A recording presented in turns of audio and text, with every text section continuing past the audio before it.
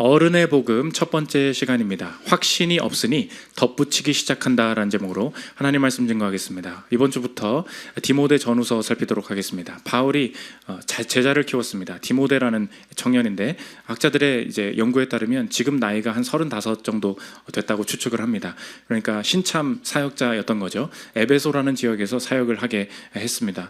바울은 이 당시에 이 목회 서신이 보통 대부분 디모데전서가 마지막에 쓰여졌다. 바울의 말년에 쓰여졌다. 이렇게 얘기를 합니다. 그러니까 이제 노년이죠. 시니어입니다. 시니어로서 내 사업을 다 읽어놓고 이 사업을 좀 물려주려고 하는 상황이라고 생각하시면 되겠습니다. 그러다 보니까 내가 핵심적으로 너의 사역에 도움이 될 것, 꼭 하면 안 될 것, 꼭 해야 될 것 우선적으로 말을 해주겠죠. 그렇게 목회적인 권면을 했던 게 디모데 전후서가 된다는 것입니다. 그래서 바울이 디모데에게 이야기하고 있지만 우리에게 하나님께서 주신 말씀으로 받아야 된다고 하지 않습니까? 그래서 바울의 입장이 어른이라는 거예요. 오늘 시리즈의 주제를 어른의 복음으로 잡았는데 하나님께서 우리의 인생에 다가오시는 방법들이 있습니다. 하나님이 우리에게 오시지만 지혜로서 다가와 주시기도 하고 사랑으로서 다가와 주시기로 하는데 우리의 인생에 하나님께서 어른도 어른이 필요할 때가 있잖아요. 참 어른을 만나서 이야기를 듣고 싶다 이런 느낌을 가질 때가 있는데 하나님께서 이 디모데 전서를 통해서 우리에게 다가오는 방식이 그거라는 거예요. 뭔가 하나님이 다 알고 계시고 우리에게 먼저 이렇게 지침을 주시는 느낌으로 어른으로서 우리에게 다가오시는 그 메시지가 있다는 것입니다. 바울이 디모데에게 이야기했지만 우리에게 하나님께서 주시는 메시지가 뭐냐? 오늘 좀 바울이 급했던 것 같습니다. 너 이거는 빨리 지금 처리를 해야 돼. 그래서 다른 서신과 다르게 쭉 앞에 이제 인사문 이렇게 축복을 빌고 뭐 하는 거 다 생략하고 바로 본론으로 들어가는데 그 핵심이 뭐냐? 너희들 그 에베소 안에 다른 교훈 가르치는 사람이 있어. 다른 교훈 치워내는 것부터 인생을 정리해야 되는 첫 번째 그 지침이야 이야기해주고 있다는 것입니다. 도대체 우리의 인생에 다른 교훈이 무엇이고 그것을 어떻게 발견할 수 있는지 살피는 시간 갖도록 하겠습니다. 세 가지로 나눠서 살피겠습니다. 첫째로 살필 것은 다른 교훈의 접근입니다. 바울이 이야기합니다. 내가 너 왜 에베소에 가가지고 에베소 떠나지 말고 사역하라고 했는지 알아? 핵심적인 걸 네가 잊으면 안 돼. 에베소 안에 지금 다른 교훈 가르치는 사람들이 있는데 그거 못하게 막는 것부터 너의 사역이 시작돼야 된다. 3절 한번 보십시오. 내가 마게도냐로 갈 때에 너를 권하여 에베소에 머물라 한 것은 어떤 사람들을 명하여 다른 교훈을 가르치지 말며 이 다른 교훈이라는 게 도대체 무엇이냐? 그게 무엇인지를 정확히 알 때 우리의 삶에도 그 다른 교훈이 무엇인지 적용할 수 있다는 것입니다. 그게 핵심인데 다른 교훈이 어떤 결과를 낳게 되었냐? 신화와 끝없는 족보에 몰두하게 만들었다. 4절 한번 보십시오. 신화와 끝없는 족보에 몰두하지 말게 하려 함이라. 이런 것은 믿음 안에 있는 하나님의 경륜을 이름보다 도리어 변론을 내는 것이라. 계속 한번 띄워주십시오. 신화와 끝없는 족보였다. 이 당시에 유대인들이 있었습니다. 유대인들이 성경을 경전을 가지고 있었죠. 근데 이 당시 종교적인 또 역사적인 상황이 어땠냐? 에베소에 헬레니즘이 들어온 것입니다. 헬레니즘이 무엇입니까? 쉽게 말하면 이방 문화예요. 그러니까 유대인들이 하나님 믿는 이스라엘 백성, 하나님 믿는 사람으로 내가 살아가고 있었습니다. 근데 갑자기 어디서 듣도 보도 못한 신들을 향해서 뭐 제사해야 된다 그러고요. 뭐 이방 문화, 생각지도 못했던 행동을 하고요. 뭐 그런 문화들이 막 나라의 도시에 들어오는 거예요. 그럼 유대인 입장에서 어떤 느낌? 그 유대인 입장에서 혹은 하나님을 믿고 그러니까 성경 말씀을 믿는 입장에서 어떤 마음이 들겠습니까? 두렵겠죠. 밀린다는 느낌이 들 것입니까? 우리 자녀들 어떻게? 얘네들 어떻게? 이러다가 교회 떠나는 거 아니야? 이러다가 저거 문화에 동조되는 거 아니야? 그러니까 지금 흔들리는 게 뭐예요? 확신이 흔들리는 거예요. 이러다가 이 경전으로는 충분하지 않을 것 같아. 이 하나님의 말씀을 모두가 이제 무시하고 여기를 다 떠날 것 같아. 그런 생각이 들었겠죠. 나쁜 생각이 아니었다고 생각을 합니다. 이단들이 다 의도가 나빴겠습니까? 그러다 보니까 실제로 이제 하는 일들이 무엇이냐? 추가해 나가기 시작한 거예요. 갑자기 아브라함은 실제로 이렇게 살았더래. 아브라함의 생애가 이랬더래. 야곱의 생애가 이랬더래. 족보를 쭉쭉쭉쭉 잊지도 않은 족보를 막 만들고 썰을 풀기 시작한 거예요. 이 사람이 얼마나 훌륭하게 살았는지. 그래서 신화를 만들어내면 성경에 안 나와요. 어디에도 안 나오는 얘기인데 신화를 만들어내면서 족보를 막 외우라고 이거 달달달 외우라고 그러면 어떻게 되는 거예요? 이 확신을 좀 더 견고하게 하고 싶은 거예요. 이걸 견고하게 하면 헬레니즘이 못 들어오겠지. 우리 자녀들을 지킬 수 있겠지. 지금 행동의 발로가 무엇입니까? 확신이 사라져가기 시작한다는 거예요. 그러다 보니까 성경에 없는 이야기들을 상상해서 계속해서 하고 다니기 시작했다는 것입니다. 우리가 지금 여러분이 지금 신화에 빠져 있습니까? 족보를 봅니까? 우리가 지금 그런 거 안 하죠. 그런 걸 하나도 안 하니까 디모데전서 1장을 읽으면 뭔 소리요? 이렇게 아무것도 적용이 안 되는 거예요. 끝없는 신화의 족보에 빠진다, 이 말이 우리에게 어떻게 적용을 하겠습니까? 지금 신화와 족보를 왜 만든다고요? 내가 신앙생활 하고 있었다고요. 그런데 헬레니즘이 들어온다고요. 뭐예요? 두려움이에요. 뭐예요? 내가 이거 지금 확신이 사라지는 거예요. 이렇게 한다고 내 미래가 안전하게 보장될까? 내 노후가 괜찮을까? 내 커리어가 괜찮을까? 걱정이 되기 시작합니다. 그때 하는 일이 뭐라고요? 하나님께서 주시지 않은 것, 하나님께서 주신 확신이 아닌 일, 내게 맡겨주신 사명이 아닌 일, 이것저것 덧붙여 가면서 신화와 족보를 만들어낸다. 지금 이거 우리 얘기잖아요. 그래서 우리에게 적용하면 뭐냐? 신화와 족보를 어떻게 적용해야 돼요? 확신이 없어서 하는 추가적인 행동들, 그게 여러분의 신화의 족보예요. 뭐라고요? 내가 지금 주석을 보니까 신화와 족보가 뭐 그런 거예요. 몰몬경 보면 안 된대. 그리고 다빈치 코드 보면 안 된대. 당연히 보면 안 되죠. 근데 여러분 지금 그거 보고 있습니까? 관심도 없잖아요. 지금 내 인생 지금 내 코가 석자인데 그거 언제 보고 앉았습니까? 그러니까 신화와 족보가 뭐냐? 그럼 그건 건 원래 안 보는 건데 적용이 안 되는 거예요. 우리에게 신화의 족보가 뭐라고요? 확신이 없어서 하는 추가적인 행동들, 굉장히 좋은 일이에요. 그렇지만 내 미래를 위해서 너무 불안해져서 내가 하는 것, 이것이 오히려 내 삶을 혼란스럽게 만들고 내 삶을 지저분하게 만든다. 그래서 오늘 바울이 줬던, 그리고 하나님께서 우리에게 주시는 이 메시지를 정리하면 제목과 같다는 것입니다. 확신이 없으니 덧붙이기 시작한다는 거예요. 이 시대를 우리가 살아갈 때 나의 미래에 염려가 많아지게 만들고 확신이 줄어들게 만들고 이럴 때 우리의 인생이 자연스럽게 어디에 빠지냐? 신화와 족보에 빠진다는 거예요. 그게 뭐예요? 내 인생 미래를 어떻게 하지? 하면서 야, 이것도 좋아 보이네, 이 공부도 좋아 보이네. 추가적으로 길을 만들어 보니까 사실 없는 건 뭐예요? 하나님이 내게 맡기신 일이다, 이게 없는 거예요. 하나님이 이 길만 가면 승리하게 하실 거다, 공급하실 거다, 이 확신은 없는 거예요. 그다음에 남과 비교하니까 내가 스펙도 딸리는 것 같거든요. 연봉도 딸리는 것 같거든요. 내가 결혼도 늦게 하는 것 같거든요. 뭐가 없어요. 그러니까 막 이것저것 하기 시작하는데 그것 때문에 인생이 지저분해진다는 것입니다. 우리한테 한번 적용해 보십시오. 특히 자녀분들, 인도 청년분들 한번 뭐 진로를 고민하고 있을 때 인도하심의 확신이 없어요. 하나님께서 인도하신다, 사실 이 확신이 없어요. 그래서 타는 추가적인 행동이 무엇입니까? 과한 학원 등록, 과한 유학, 과한 학군에 따른 이사, 무조건 하지 말라는 게 아니에요. 근데 내가 이걸 왜 하고 있어요? 헬레니즘이 들어온다니까. 여기 무슨 말이에요? 두려움이 있거든요. 인도하심의 확신이 없는 거예요. 그러다 보니까 하는 게 뭐예요? 과한 학원, 뭐라도 더 보내야 되지 않을까? 이게 내 신화라고요. 이게 내 족보가 된다는 것입니다. 하나님께서 나를 사용하실 것이다, 쓰임받음에 대한 확신이 없어요. 주변 보니까 나보다 다 스펙이 좋아, 다 돈 잘 벌어. 그때 하는 게 무엇입니까? 맨날 어디 유학 간대, 맨날 어디 편입한대, 맨날 어디 자격증 더 따는 거예요. 무조건 자격증을 따지 말아라, 무조건 유학하지 말아라. 절대 그게 아닙니다. 꼭 이런 얘기하면 이제 뒤에 와가지고 목사님 맨날 내 욕한다고. 그게 아니에요. 부르심을 받으면 가야죠. 왜 가니? 지금 오늘 그걸 물어보고 있는 거예요. 왜 가니? 사실 확신이 없는 거잖아. 쓰임받음에 대한 확신이 없잖아. 그래서 학업하고 있는 거 아니니? 이거 물어보고 있다는 것입니다. 공급에 대한 확신이 없어요. 하나님께서 주님이 주신 길을 가면 필요한 건 채워 주실 것이다, 이게 없으니까 사실 추가적으로 하는 행동이 무엇입니까? 과도한 이직 고민, 과도한 투자, 과도한 투잡. 이거 왜 하는 거예요?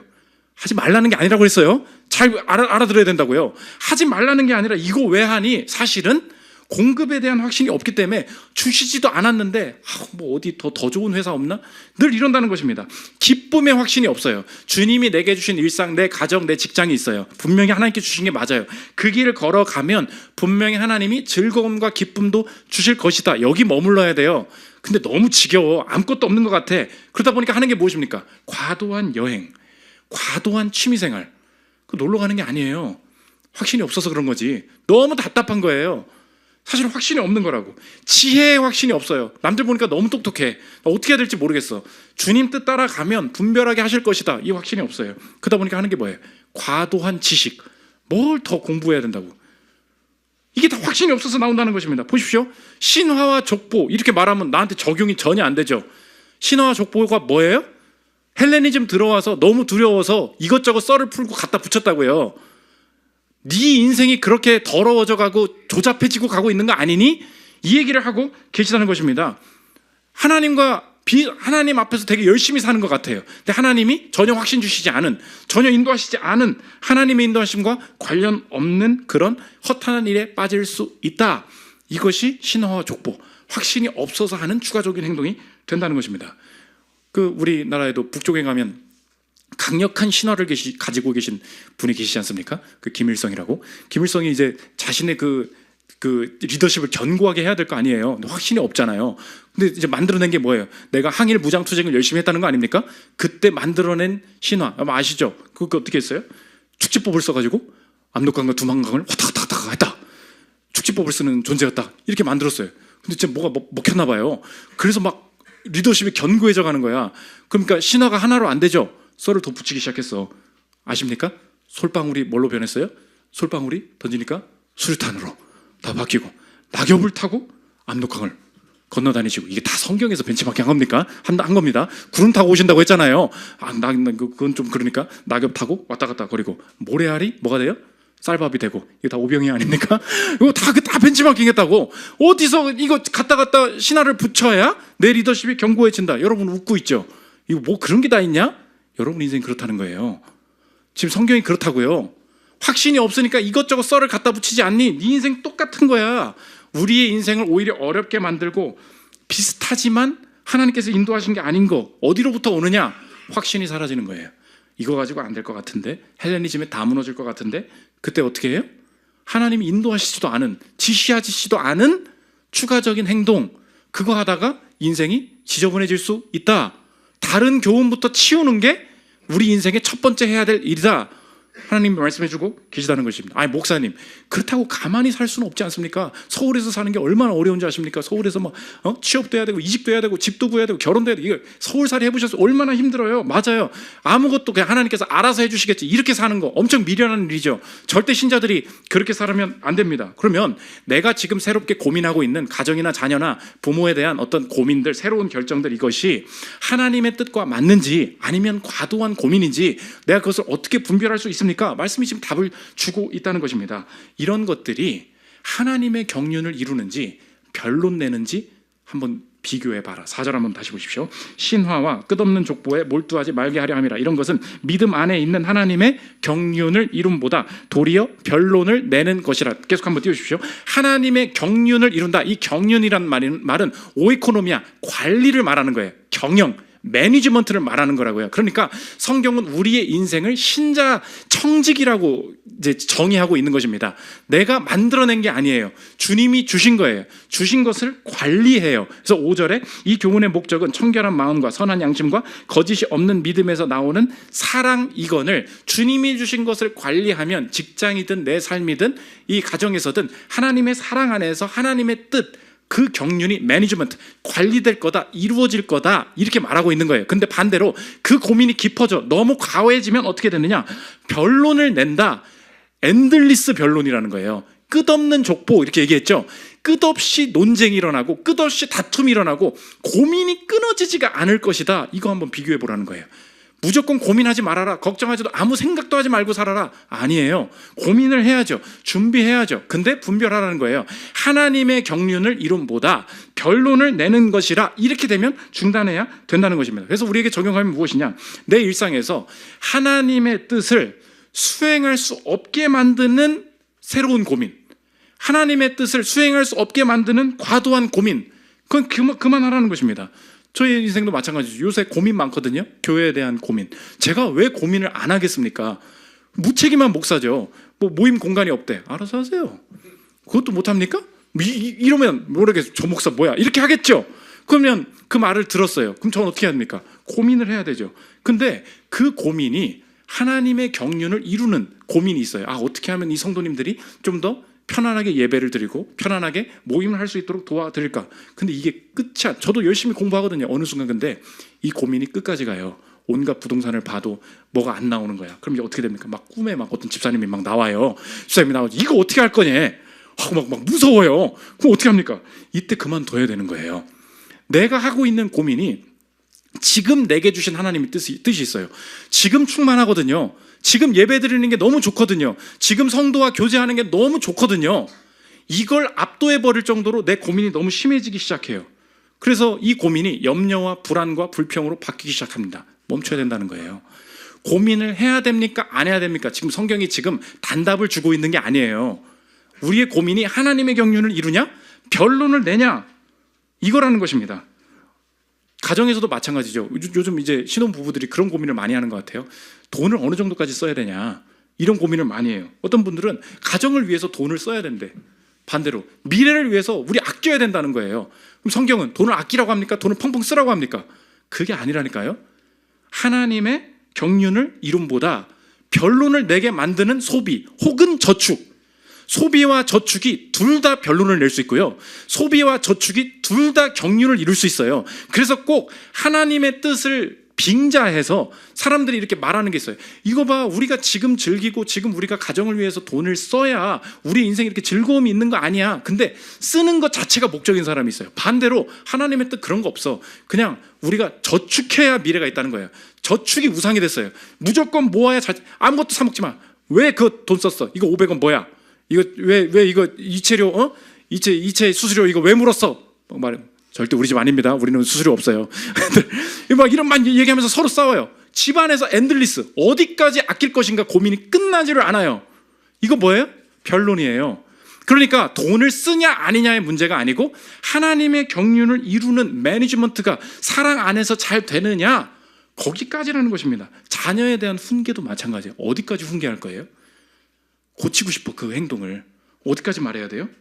경륜을 이루는 데까지예요. 주의 뜻 안에서, 사랑 안에서 이 가정이 잘 이끌림 받을 수 있을 때까지, 내가 오늘 너 한번 이렇게 하니까 끝없이 변론이 난다는 것입니다. 이직도 마찬가지죠. 이직 고민해야 됩니까? 안 해야 됩니까? 하세요. 당연히 필요하면 해야죠. 문제는 뭐냐? 그 고민을 막 하는데 어이구 이놈의 오늘 회사가 너무 싫어져.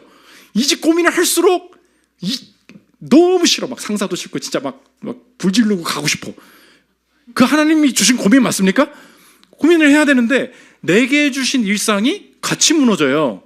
그게 뭐래요? 변론을 내는 거라고요. 언제 거기까지 고민하래?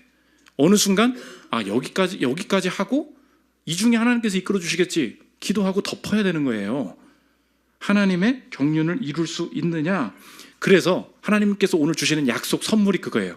경륜을 따라가잖아요. 하나님의 뜻을 이루는 방식으로 결정하고 고민하잖아요. 그러면 변론 없는 결론으로 하나님께서 선물 주신다는 거예요. 지나 보니까 야, 그때 참 이 돈 잘 썼지. 혹은 야, 그때 이거 저축하길 잘했지. 돌아보니까 이 판단이 맞는 거예요. 돌아보니까 그때 자녀한테 한 소리 하는 거 참는 게 참 맞았던 거예요. 부작용이 없어요. 변론이 안 일어나요. 깔끔해요. 이게 하나님께서 주시는 선물이에요. 오늘 고민이 되십니까?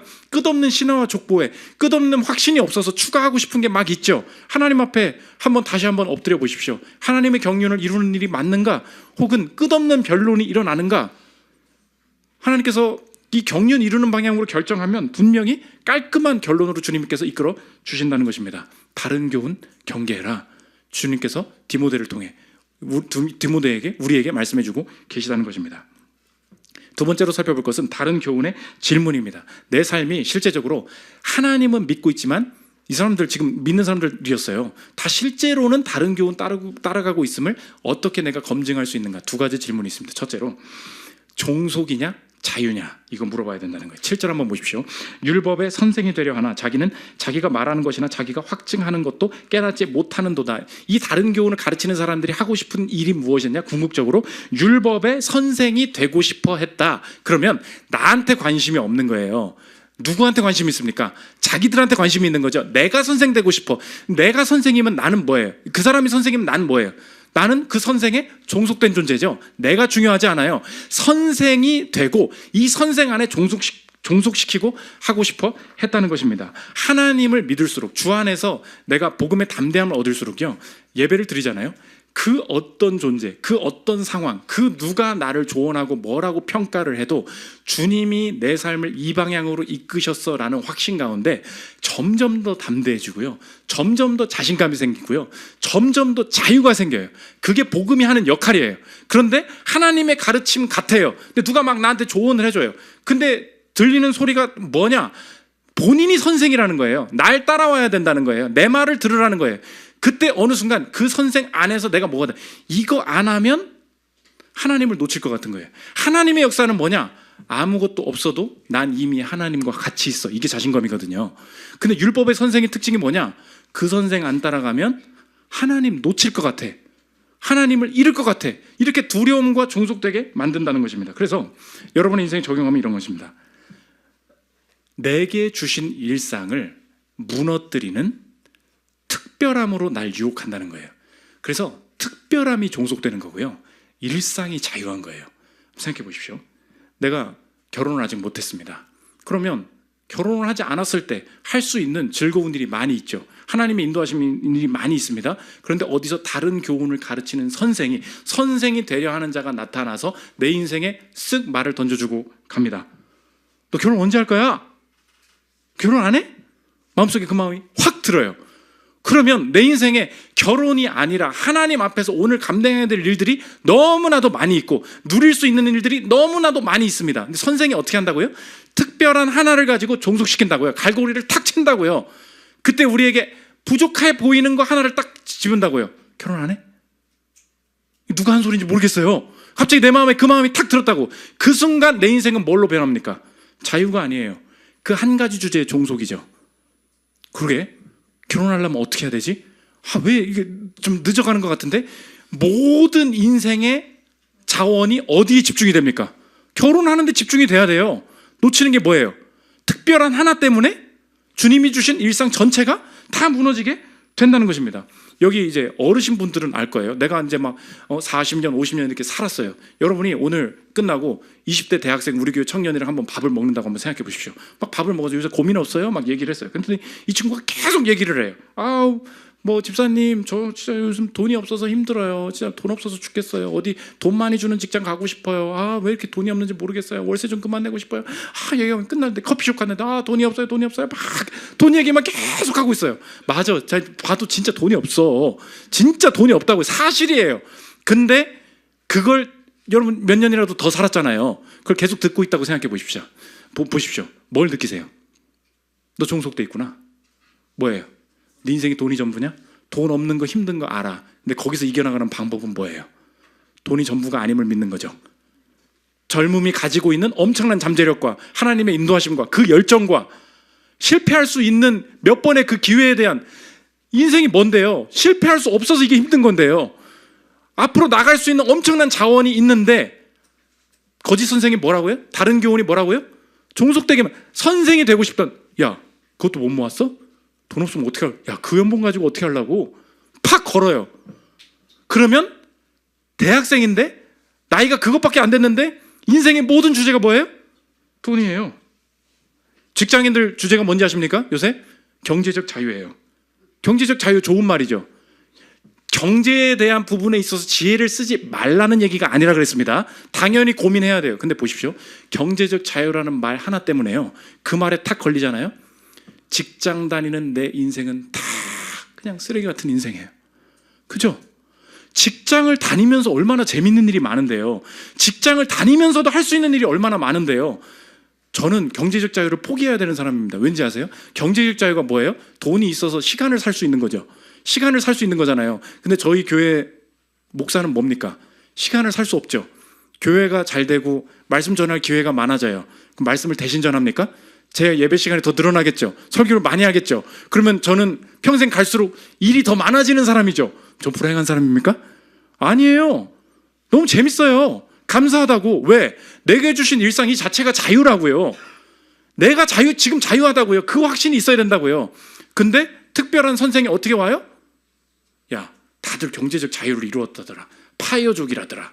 하고 퇴사했다더라. 탁 걸어요. 직장을 왜 다니는지를 모르겠는 거야. 모든 주제가 어떻게 하면 돈 버나, 그만두나. 왜 그만두긴 끝까지 다녀야지. 아니 은근히 재밌는 게 있지 않으세요? 일하면서 재밌고 보람 있는 게 있죠. 그거 아무도 말 안 해줘. 나가서 망한 사람이 더 많거든요. 근데 거짓 선생은 그걸 말 안 해준다고. 그냥 나와야 되는데 나만 따라오래. 경제적 자유만 따라오래. 그렇게 다 망한다고요. 우리 교회도 어떤 사업하는 분이 요식업에 계셨는데 뭐 젊었을 때 고민을 하니까 막 요식업을 하려면 학위가 있어야 된다는 거예요. 그래서 뭐 프랑스를 가야 된대. 프랑스에 뭐 르꼬르드 뭐 꼬부랑 부른지 뭔지 모르겠어. 아무튼 르꼬르등 부른가 어딜 가가지고 뭐 석사를 하고 뭘 와야 뭘 어디도 셰프가 될 수 있고 뭐. 근데 돈이 있어? 돈도 없어. 아무것도 없어. 뭐 봉주르도 못하는 사람이에요. 어떡 합니까? 안 가기로 했어요. 내게 주신 길 지금 사업하고 너무 재밌게 잘 살아요. 내게 주신 일상이에요. 이 일상 자체를 종속으로 보면 넌 끝이야. 그 얘기예요. 다 율법의 선생이 되려 한다고. 그게 뭐예요? 언제나 갈고리로 낚아채서 특별한 주제를 가지고 인생 다 탕진하게 만든다는 거예요. 아니야. 하나님 말고는 내가 종속된 존재가 없어. 직장에 다니지만 직장에 종속된 게 아니야. 돈이 없지만 돈에 종속된 게 아니라고. 결혼을 하지 못했지만 결혼을 해야만 쓰임받는 게 아니란 말이야. 이거예요. 이 정신 차릴 때 여기서 주님이 주신 일상 가운데 충만하게 살아가면 다 공급되고 다 분별하고 엄청난 기쁨을 누릴 수 있을 것이다. 그래서 오늘 질문입니다. 하나님 앞에서 인도함 받으며 사는 것을 부족하게 느끼게 만드는 그 말 있죠. 그 선생이 날 죽이는 거예요. 일본의 가장 유명한 그 전쟁을 승리로 이끌었던 그 단체가 어디냐 그러면 일본 사관학교로 꼽습니다. 청일전쟁, 러일전쟁 그때 다 왜 이겼냐? 일본 안에서 일본은 매뉴얼대로만 하는 민족이잖아요. 자세하게 이 전쟁의 승리를 가르쳤던 그 단체, 엘리트 집단보다 훨씬 엘리트 집단도 들어가기 힘들었던 그 장소가 일본 사관학교였어요.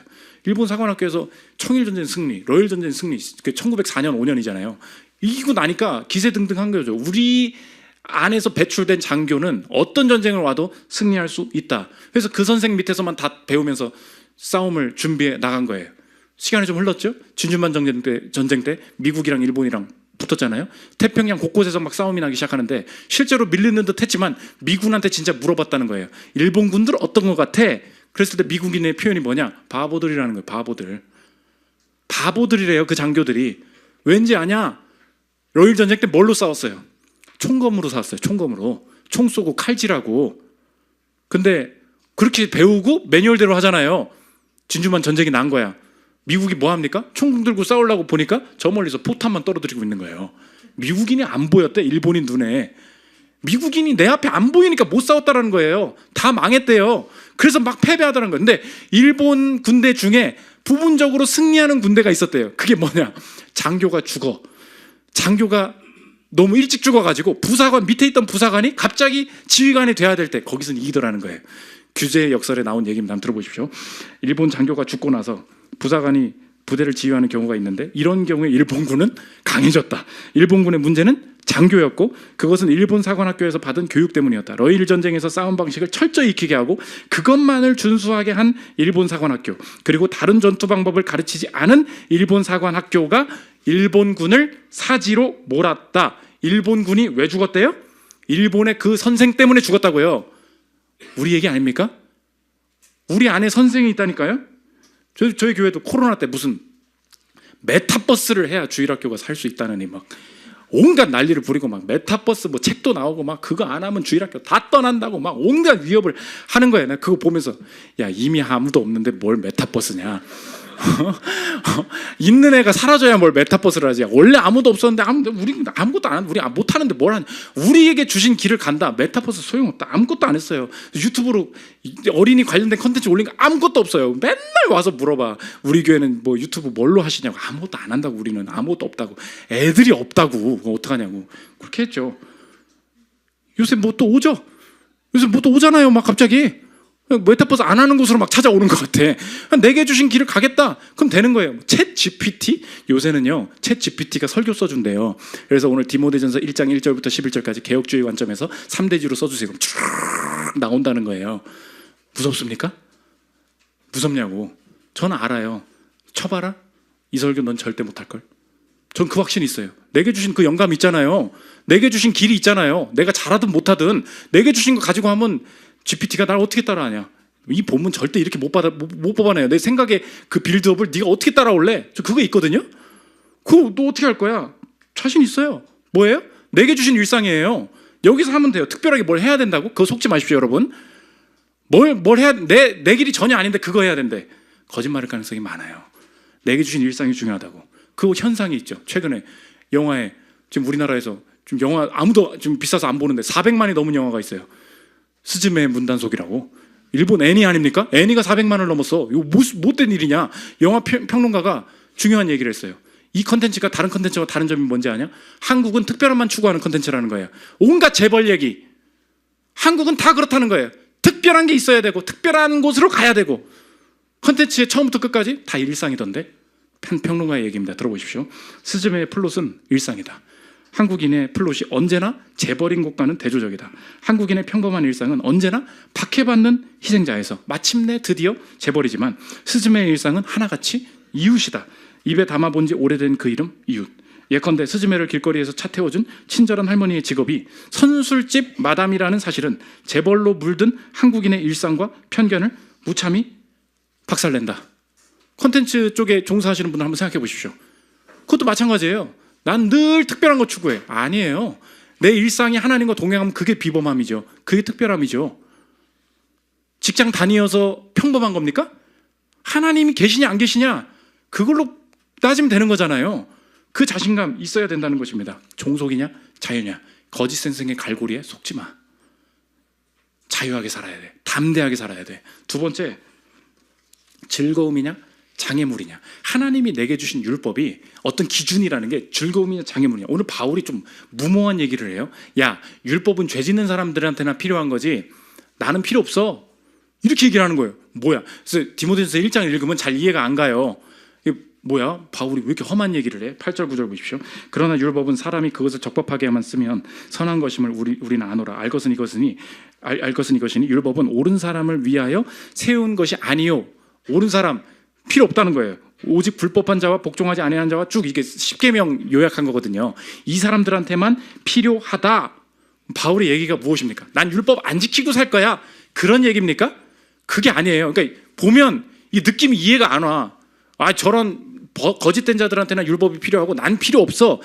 율법 지키지 않고 살겠다는 게 아니라 나는 이미 물속에서 헤엄치고 있는데 왜 물을 배우라 그러냐? 그 얘기예요. 난 율법이 필요 없어. 그 말이 무슨 말입니까? 나는 지금 하나님의 은혜 안에 있고 하나님과 함께 동행하고 있는데 어떤 선생이 와가지고 나보고 뭐 율법을 더 배워야 된다고. 내가 물 안에서 헤엄치고 있는 물고기인데 나보고 물에 들어가는 법을 알려주겠대요. 그 얘기라는 거예요. 그러니까 율법이 필요 없다, 안 지키겠다는 말이 아니고 나는 이미 이 율법이 내게 즐거움이 되었다는 거예요. 내게 장애물이 아니라는 거예요. 물 밖에 있어요. 물속에 들어가는 법을 배워야죠. 수영을 못하면 물이 장애물이죠.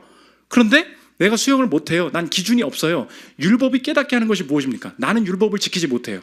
근데 우리 인생에서 깨닫게 되는 것도 그거죠. 학벌이 없어요. 돈이 없어요. 뭐가 내가 하나님의 말씀을 지키는 것 같지도 않아요. 그러니까 하나님 앞에서 율법을 지키라는 율법의 기준들을 보면 나는 늘 부족하고 죄인이라는 느낌만 들어요. 그러니까 이것을 다른 선생이 내가 이거 지키게 해줄게, 율법으로 가게 해줄게, 이것만 가르쳐줘요. 율법 안에 머무르게 만든다고. 근데 하나님께서 주신 율법이 아니라 은혜의 세계는 무엇입니까? 나는 못 지켜요. 나는 돈이 없어요. 나는 아무것도 지금 무력해요. 근데 율법은 그대로 있죠. 근데 율법을 뛰어넘죠. 뛰어넘는 게 뭐예요? 그게 은혜죠. 율법의 요구를 누가 지키셨어요? 예수님이 대신 지켜주셨어요. 그럼 뭐예요? 내 인생의 지금 현실은 돈이 없는데 공급하심의 은혜가 있고요. 무지한데 지혜의 주님이 함께 하시고요. 내가 막혀 있는데 영생을 여신 그분이 내게 능력으로 함께 하신다. 그래서 율법을 기준으로만 보면 내가 부족한 게 맞아요. 근데 야, 율법은 필요 없어. 그 말은 율법 안 지키고 막 살겠다는 얘기가 아니에요. 이미 내가 은혜 안에서 헤엄치고 있다, 야. 근데 네가 뭘 자꾸 율법의 기준을 가지고 나한테 들이대냐? 그 얘기예요. 그 자신감이에요. 그러니까 이 바울의 말 속엔 자신감이 느껴지죠. 율법은 뭐예요? 율법이 안 보인다는 거예요. 왜? 같은 방향을 보고 있으니까. 같은 방향을 보고 있으니까. 오늘 여러분의 삶에 하나님이 나를 가로막고 계시다는 느낌이 들지 않습니까? 나는 지금 은혜 안에 없는 거예요. 아, 뭐 이렇게 돈이 안 채워주셔. 왜 나한테 이런 기회를 안 주셔? 다 뭐예요? 뭐가 돼야 되는데 뭐가 없어. 부족하다는 거예요. 하나님이 나를 막고 있다는 거예요. 이미 지금 다른 선생한테 속았죠. 다른 교훈에 속았죠. 주님 뭐래요? 맞아, 그 상황인 거 맞아. 근데 난 지금 다른 곳에서 헤엄친다니까.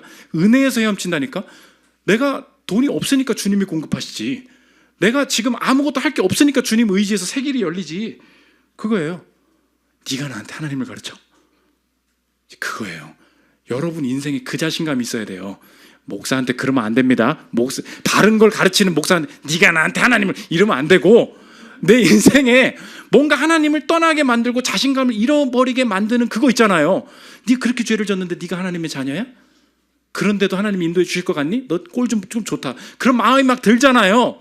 그때 율법 안에 있게 만들려는 거짓 선생의 가르침이 있다고요. 그때 어떻게 대적하라고요? 율법은 장애물이 아니라니까. 그것 때문에 예수님이 죽으셨잖아. 그래. 그러니까 나는 이미 죄인인데 은혜 안에 헤엄치고 있는데 네가 나한테 뭐 하나님을 가르치고 있냐? 이렇게 말하는 담대함이 있어야 이 땅에 내 삶의 부족에도 불구하고 전진할 수 있다는 것입니다. 저희 가정에도 우리 교회 그 결혼하신 분들 보면은 그 초창기에 율법을 다 정합니다. 우리 토요일 오후에는 꼭 우리 나가서 데이트를 하는 걸로 하자. 그리고 자기 꼭 퇴근할 때는 7시 반 안에는 들어와 주는 걸로 해. 알았지? 그래서 약속은 꼭 목요일에만 잡고 다 평일에는 잡지 않아줬으면 좋겠어.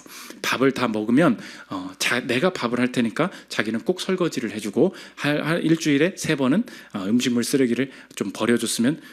우리 얘기 아니에요. 우리 지금 그렇게 안 합니다. 이제 처음에 결혼을 하면 그렇게 많이 율법을 해요. 왜? 잘 살아보려고. 좋은 거잖아요. 그렇게 얘기합니다. 됩니까? 안 되죠. 어느 날 너무 피곤해요.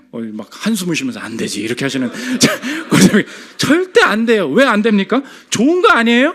좋은 거죠. 근데 한번 생각해 보십시오. 너무 피곤해요. 남편이 왔어요. 남편이 설거지할 차례입니다. 남편이 설거지를 안 해요. 피곤해서 막 누워있어. 아내가 얘기합니다. 왜 설거지 안 해? 하기로 했잖아. 난 밥 한 건 뭐야 그러면? 이렇게 되는 거죠. 그러더니 그날 왜 약속 잡았어? 우리 토요일 날 약속 안 잡기로 했잖아. 중요한 결혼식 안 하기로 했잖아. 절대 우리 집 얘기가 아니에요. 그거 왜 잡았어? 하면은 그럴 수도 있. 뭘 그럴 수도 있어. 이게 뭐예요? 엔들리스 변론이죠. 변론이 끝없이 나지 않습니까? 봐요. 율법이 있어요. 못 지켜. 그러면 여기서 이제 가정의 행복이 두 가지로 나눠집니까? 나눠지는 것입니다. 한 곳은 어떠냐? 더 정교한 율법을 만들어 가는 거예요. 좋아. 그러면 한 번은 설거지 내가 하겠어. 나머지는 네가 다 해. 더 정교하게. 그럼 몇 시까지 들어올 수 있는데? 7시 45분? 좋아. 7시 45분으로 해보자. 뭐예요? 더 정교하게 율법을 만들면 될 것이다. 지금 갇혀있는 건 뭐예요? 율법 안에 있는 거죠. 여기서 이것저것 더 갖다 붙이면 될 거라는 거잖아요. 율법이 장애물이에요. 그런데 가정이 확 풀리게 되는 길이 있습니다. 율법을 초월하는 길이에요. 그게 뭐예요? 그게 사랑이에요. 그게 은혜예요. 보십시오. 내가 이 가정에 왜 있느냐? 내가 이 가정 책임지고 희생하고 내가 저 사람을 섬기는 자로, 이 자녀를 섬기는 자로, 저 아내를 내가 섬기는 자로 이 자리에 있구나. 그러잖아요. 율법이 없는데 율법이 있어요. 율법 규칙 얘기를 아무것도 안 하는데 율법 안에서 헤엄치고 있다고. 저희 집도요. 평일에 퇴근하고 집에 가지 않습니까? 둘 중에 한 명 시킬 수 있을 때 누가 한 명 시켜야 돼요. 근데 기본적으로는 엄마랑 밥을 먹어야 되는, 애가 갑자기 어떤 애가 이번에는 나 아빠랑 밥을 먹겠다고 하고 이번에는 엄마랑 밥을 먹겠다고 하고, 그러면 애들한테 말합니까? 너 왜 규칙을 안 지키니? 오늘은 엄마랑 밥을 먹으려고 한 날이니까 너는 엄마랑 먹어야지. 이렇게 하면 가정이 망가지는 거죠. 그럼 어떻게 해야 돼요? 그래 오늘은 내가 아빠랑 먹일게. 그러면은 그때 뭐예요? 그럼 내가 먼저 밥을 해야 되겠다. 지금 밥을 하고 있네. 얘가 우네. 그럼 얘를 오늘 내가 시켜야 되겠다. 지금 타이밍이다. 지금 자기 먼저 밥 먹어. 봐요? 아무 규칙도 말하고 있지 않아요. 규칙 안에서, 율법 안에서 헤엄치고 있죠. 근데 어떤 가정이 그러니까 집사님들도 이제 좀 생각을 하셔야 돼요. 그렇게 잘 분투하고 있거든요. 꼭 그렇게 훈수 두는 집사님들이 와서 얘기해요. 집안을 이렇게 하면 안 된다고, 이렇게 해보라고. 그 조언이 말이 들립니까? 아니에요. 난 이미 헤엄치고 있는데. 그거예요. 오늘 지금 바울이 난 왜 율법 필요 없어? 왜 이렇게 얘기합니까? 막 살겠다는 게 아니라고요. 뭐예요? 난 이미 주님 주신 은혜 안에서 헤엄치고 있어. 율법 자체를 즐거워하고 있는데, 하나님이 주신 거를 즐거워하고 있는데 네가 나한테 하나님을 가르쳐준다고? 여러분 인생에 오늘 그 확신 있으십니까? 하나님이 혹시 장애물 아니에요? 더 정교한 장애물을 지키면 됩니까? 저 규칙을 지키면 돼요? 아니에요. 난 안 돼요. 난 안 되는 존재예요. 주님이 그래서 이 율법 위에서 날 위해 죽으셨어요. 그래서 어떤 부족과 어떤 바쁨과 어떤 절체절명의 순간 속에서도 주님만 의지하면 열어주실 거예요. 믿으십니까? 즐거움이에요. 즐거움. 율법을 장애물로 보려 만드는 정교한 이 선생의 접근, 버려야 된다는 것입니다. 마지막 세 번째, 다른 교훈의 치유입니다. 바울이 어디에 자신감이 있었냐? 난 다른 교훈 아니야. 바른 복음을 따르고 있지. 10절 11절 보십시오. 음행하는 자와 남색하는 자와 인신매매하는 자와 거짓말하는 자와 거짓맹세하는 자와 기타 바른 교훈을 거스르는 자를 위함이니. 그럼 바른 교훈은 뭐냐? 이 교훈은 내게 맡기신 바 복되신 하나님의 영광의 복음을 따름이니라. 교훈은 복음이래요. 교훈은 지식이 아니래요. 율법 선생은 지식을 가르쳐 주려고 했어요. 족보 외워라, 이거 해더라, 이거 자격증 따더라. 바른 교훈은 뭐래요? 영광의 복음을 따른대요. 복음은 무엇입니까? 지식이 아니라 존재죠. 지식이 아니라 인격이죠.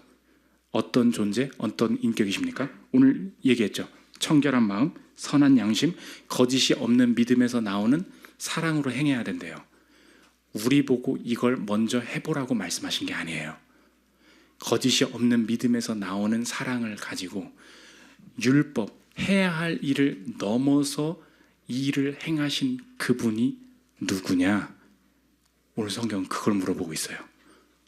오늘 다시 청결한 마음, 선한 양심, 거짓이 없는 믿음에서 나오는 사랑을 가지고 율법, 내가 해야 될 것만 딱 하고 가만히 있는 것을 넘어서 하나님이 죄가 없으신 분이 죄가 있는 존재를 심판하고 심판하는 것을 넘어서 뭘 덧붙이신 분이 있다고요.